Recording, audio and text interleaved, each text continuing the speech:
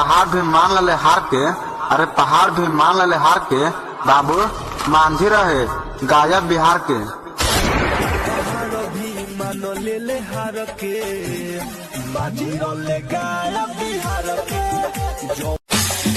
आगे भैया के समझा दे हियो मांझी परिवार बा, आगे भैया के समझा दे हियो भूया परिवार बा, कर जा ढेर बोलते तो कर देबो कर मर्डर बा। मांझी परिवार बा ना तो कर देबो।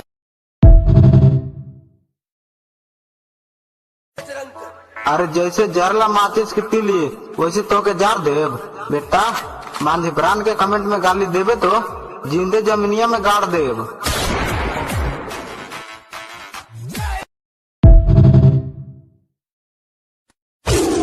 अरे हम झारखंड के भूया ब्रांड है, एक दिन बिहार आएंगे बेटा।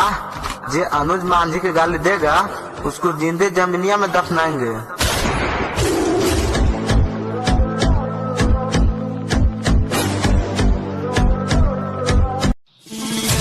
अरे खिलौना सुना है गोली बंदूक से खेलते हैं बेटा। हम मांझी ब्रांड के लड़का है, इसलिए बचपन से रंगदारी करते हैं। बचपन से छोड़ी के बचपन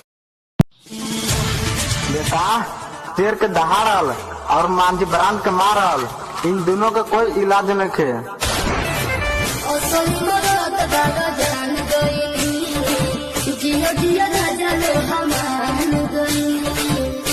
अरे नक्शों को मोहताज नहीं, आपने राहें खुद बनाते हैं। अरे पुलिस का कौड़ी से डर नहीं थे, थाना में आना जाना बा बेटा। यह से मांझी ब्रांड के दुनिया दीवाना बा। मांझी जी के दुनिया दीवाना बा, मांझी जी के दुनिया